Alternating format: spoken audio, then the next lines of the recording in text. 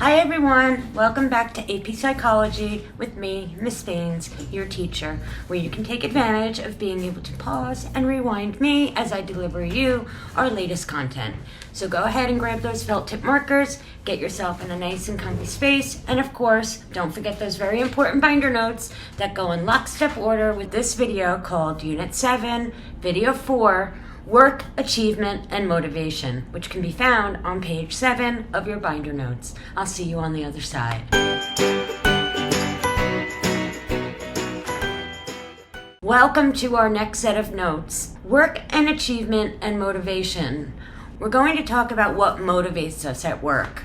So motivation at work, Sigmund Freud said, that the healthy life is filled by love and work. And he's got a lot to say in the field of psychology, of course, and we're going to talk a lot more about him coming up soon. People have different attitudes towards work. It's like that big 4-letter word. People say, that's why work is called a 4-letter word. I don't know if you ever heard that before or not, but maybe ask your parents because they probably know what that it means. So if you job, then it's a necessary way to make money, right? Others see it as their career and an opportunity to advance from one position to the other, and even others see it as calling a vocation, like teaching, a socially useful activity, and it's one that they are more inwardly or personally driven towards, not the incentive necessarily of money, but making a bigger change in the world, which is what I like to think I feel about my job. The external incentive, of course, is there and helps us to raise our children and our household, but the reason that I got into teaching was not for the money. That you can definitely be sure of, okay? The amount of degrees that we need to get to be able to be certified, it doesn't really balance out with how much money we spent on our education. So you have to have like an internal drive to want to teach. Anyway, let's talk about this stuff that we talked about in the last slide, the attitudes towards work, and this is the idea of flow, okay? Flow is when we're talking not about progressive flow. This is flow as in the idea of work and achievement. So flow is an experience. It's the experience between no work and a lot of work. And our book defines flow as the observed quality of somebody's life. It increases when they are purposefully engaged. It's between that and then the anxiety of being overwhelmed by work or stressed out too much by work, right? Or having too much in the apathy, meaning, I don't really care about this, why am I doing it? Whatever the zone is, right? Whatever your experience is their particular workflow. So flow marks immersion into one's work. And again, apathetic, being underwhelmed or being no work or a lot of work or anxious or underwhelmed or overwhelmed. And then being in the middle, right? That's your zone, right? Like there are so many people who flow in their work, and this could be anyone, but a lot of times we say that the people that have flow all the time are people who love what they do. Like artists, dancers, composers, people who are in the performing arts are usually driven less by extrinsic rewards, the money, the praise, the promotions, and more by the intrinsic rewards. Let me ask you this. Have you ever experienced flow? And let me kind of give you a scenario where you may have experienced it. Let's say you're in the middle of reading a book or you're doing something like playing a video game and you enjoy it so much. You enjoy playing that sport or that video game, or maybe it's a game on your phone, or maybe it's mindless reading, or hopefully it's something that's really great reading. And the more productive, whether it's like a craft or some kind of art, maybe while you are at work and like you want to get it done, I have to get this done. You don't even understand time, right? When you're in flow, you kind of like come out of it like, wow, where did that hour just go? Or maybe you had a teacher who had a really excellent lesson one day, and usually it's you're dragging and you're falling asleep in that class, but that one day that your teacher just did such a dynamic job that you look up at the clock, you can't believe the period is over, right? That, wow, I can't believe 45 minutes just went by, okay? That would be your immersion in your work, and that would be experiencing flow. So it could be flow in like one moment, but flow could also be like days, weeks, months, even years of someone's life, depending on what project they might be working on, or depending on what kind of job that they're doing. If they're in an industrial organizational type of work, psychology applies to the principles of the workplace in a very certain way here. Let's talk about industrial organization, because it's a field of psychology that focuses on the workplace. And so it applies psychological principles to the workplace. I have listed here the kind of subfields of IO, or industrial organizational psychology. Principles of psychology to select and evaluate workers, okay? So this would kind of be like your human resources department, right? And a lot of different organizations and industries. And again, it's about the people themselves who do the hiring and the evaluating of those who are going to be working for the company. They're going to organize who does what, when, and where. Organizational psychology studies how it works in environments and management styles, right? We influence worker motivation, satisfaction, therefore productivity. And so they're looking at, okay, what is in our environment and how is it going to increase the productivity and motivate our workers to be satisfied so that they work the hardest that they can for us. Right? The same as management styles. What's going to make sure that our managers are liked by our employees so that they feel motivated to work hard for these people. Like, okay, Mr. or Mrs. Boss Person, let's look at you and see how you are a leader of a bunch of these other people. How are you at influencing their levels of productivity? Because that's the idea, right? You need people to be productive in a company in order to be moving forward and making a profit. In order to make that dollar, right? You need success. You need to meet your goals, and you need to meet them with people that are working their hardest. Second type is industrial organizational psychology, is the human factor psychology. And this is essentially engineering. So you can kind of see that engineering and the human factor psychology go hand in hand. So designing optimum work environments, it's not just studying them and making recommendations, it's actually designing them and optimizing interaction. So if you think about it, it's not just manufacturing, but probably in any kind of manufacturing building of things, the machines and how the person interacts with them in order to make a more cohesive, seamless, smooth process. And then developing systems technology. So getting into the more technological computer science aspect of it. That would be the kind of third subfield of industrial organizational psychology. So let's talk. Achievement motivation is defined as stable, learned characteristics in which satisfaction is obtained by striving for and attaining a level of excellence. About achievement motivation, we've talked about work, and achievement motivation is the level of need for achievement. So your notes says need for achievement. I want you to add that to the level of need, because some people have zero need, some people have a lot of need. So it's defined as the stable, learned. We're not born with us learning this characteristic, right, in which satisfaction is obtained. We are satisfied by striving for and attaining a level of achievement or excellence. Okay, so this is different for each individual. Your level of achievement motivation, right, with the Skinner device, daily discipline schedule, which led him to become the 20th century most influential psychologist, right? Remember Skinner? You could say that he was incredibly achievement motivated to a point where he had this like every single day, this is what I do kind of deal going on. It's kind of extreme, right? Okay, so let's talk about the difference between those who are highly motivated and those who are low achievement motivated. You've got a couple of bullet points in your notes, so make sure that you label these properly so you know which one is which, okay? So the first bullet point are those with high achievement motivation. You should make sure to underline that. Those people tend to choose challenging tasks so that these people are very much motivated towards achievement. They want to achieve, they want the success, they want it all. Therefore, they are motivated to achieve. They are motivated to succeed, but here's the thing. They will choose challenging tasks, but there are still tasks that can be completed successfully because something might be incredibly difficult, and then they can't achieve it because then they wouldn't be reaching achievement, right? That's important.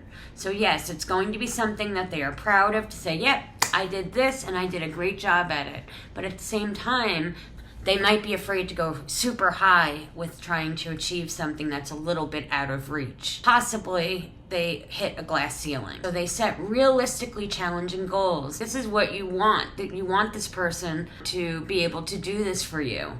But what about the people who are around you in the second bullet point, where those low achievement motivators? They tend to be motivated primarily by a desire to avoid failure. So they're not that motivated by achievement or success necessarily. They just don't want to screw up, right? They don't want to be a failure. So here's what they're going to do. They will choose either very simple tasks and do them really fast, or they know everyone can complete these, so they'll either go choose the extremely difficult tasks or the ones that they know nobody can be successful in completing, okay? So because they say they don't want to fail, nobody else will do it either. So I'm good. It's not only that they want to avoid failure, it's that they avoid the task with the moderate difficulty, kind of in the middle where the high achievers, right, are motivated because they are afraid they might fail at something in which someone else completed successfully, and that is failure to them. So how do we measure achievement motivation? Okay, one way is, and this is where Freud would kind of have an opinion, is with a thematic apperception test. And we're going to talk about this more in a later unit. People are shown ambiguous pictures, meaning there is no one correct answer or a story as to what's going on in the picture, and they are told to write or make up a story about what is happening in that picture in front of them. And then a psychoanalyst, like Freud, will kind of interpret what that person's story is and what it means for them. So the scoring system is then used to determine the amount of achievement imagery in a person's story. And it shows the need for achievement either being very high or low. And this is a projective test, which we are going to talk about that more. It can't be proved as valid. Therefore, it's not an objective test. It's projected. So when is achievement motivation learned? It tends to be learned in early childhood, especially from parents. It seems to stem from parents who do 4 things to encourage your child to try difficult tasks, especially new ones, even though there's a risk of feeling like you've got this. So you can do that, and then if you don't, it's okay. At least then you've tried, and you give praise for trying and other rewards for success. And I would say not just for success, but for trying in the first place. You want to encourage a child to find ways to succeed rather than merely complaining about failure. I understand that you're disappointed that you failed, but why not try doing it this way? Or maybe over here you can do something like this over here, right? And succeed. And then you prompt the child to go on to the next more difficult, challenging thing. Okay, the more general cultural influences can affect the levels one has of achievement. Motivation through items like children's books. The value achievement is very indicative for children's literature. And do you think that we value achievement in the United States? Intrinsic motivation, when you do something because you enjoy it and it's personally satisfying, things motivate us, and these are the 2 very huge terms for this unit that you probably already knew quite a bit about, but you need to make sure you know them in the fashion that you could properly write them in an FRQ. So intrinsic motivation, think of it as internal when you do any kind of behavior because it's personally satisfying. If you are intrinsically motivated, you're more likely to work harder and persevere through the hardships and produce higher quality work. All of the motivation, if it is intrinsic, and I want to kind of clarify this into your brain before you get it confused on something with something. A lot of students will say, I am intrinsically motivated to succeed in school, and because I'm intrinsically motivated to get the good grades, I can go off to college and make, myself be a successful person. Here's the thing, an A or any kind of grade is not inside of you. That is external. We talked about these in token economies, right? In college, a job that is paying you, right? You might get internal feelings of goodness, but if there's an external reward, right? If you're getting paid, then you're being extrinsically motivated. It's intrinsic. It's extrinsic, not intrinsic. If you were to say I'm intrinsically motivated in school, you would have to say I do it because I love to learn. I love the challenge of getting new information and knowledge, and I love to study. I'm kind of a dork for school supplies. Sure, maybe I might be talking about myself a little bit here, haha. But it's not about bettering myself. Right? It's about feeling good about doing the work. I get a good job, I succeed. Yes, that comes not intrinsic. So extrinsic motivation is when you do any kind of behavior because you want a concrete, tangible reward. Okay? Extrinsic motivation can be very good, especially if it's like for success. I want a good job, I want to raise a nice family, and I want all the luxuries of home. It can also be detrimental, right? It can undermine the quality performance in that it's been shown in research with those who are intrinsically motivated will do a higher quality of work than those who are motivated because of the money or the reward or the promotion, right? They're not thinking about the quality of their work, right? They're just thinking about getting ahead. These are about the motivational conflicts. These conflicts, having these conflicts, and there are 4 of them, each one of them being very similar, but you have to make sure you know them each separately, right? Each of them have a vocabulary term. So there are many different motives and many responses possible, and it sometimes motive comes into conflict with one another. So we need to make a choice. What motivates us to choose? 4 basic types of motivational conflict. With number 1, we have approach. Number 2, avoidance. Number 3, approach avoidance. And then there's multiple approach avoidance. We're going to talk about each one of these. Approach is when one must choose between 2 equally attractive options. So in the margins of your notes right there, really quickly, approach equals attractive or positive, let's say. Okay? Approach is an attractive choice. Whereas avoidance, in your mind, it has a negative connotation. It's unattractive. So approach would be attractive, and you have to choose between 2 equally attractive options. As an example, you want to, say, either go to the movies with your friends or attend another friend's birthday party on the same evening. You have 2 attractive options for the night. You should note that these options are equally attractive, and as the importance of the choice increases, so does the difficulty in making the decision. So maybe let's say each of your friends, these 2 scenarios, if you don't go, I'm not going to be your friend anymore.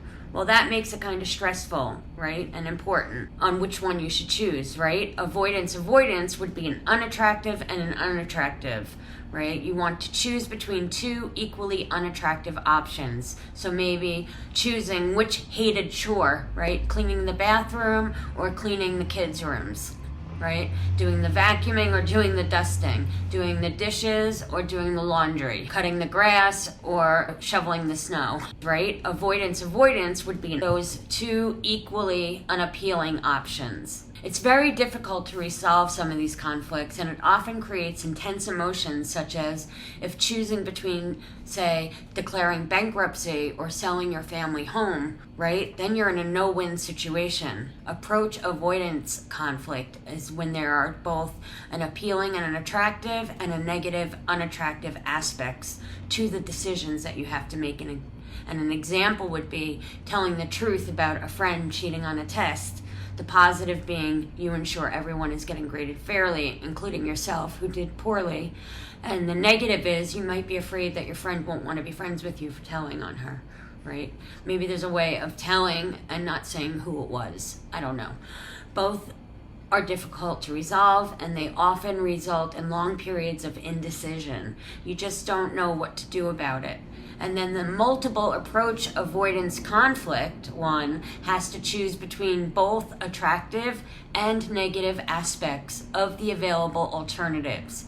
The last one is the multiple approach of avoidance, and that you have more than two options, okay? Well, not even that you have more than one choice. And yes, you have to make one choice, but you have multiple options. So one has to choose between both attractive aspects and negative aspects through the available alternative. This might be like for those of you who are seniors or juniors and getting ready to choose college, right? Both have pluses and minuses. Deciding on which one to attend can be very difficult, right? Do you want to live in a big city or a small town or the country?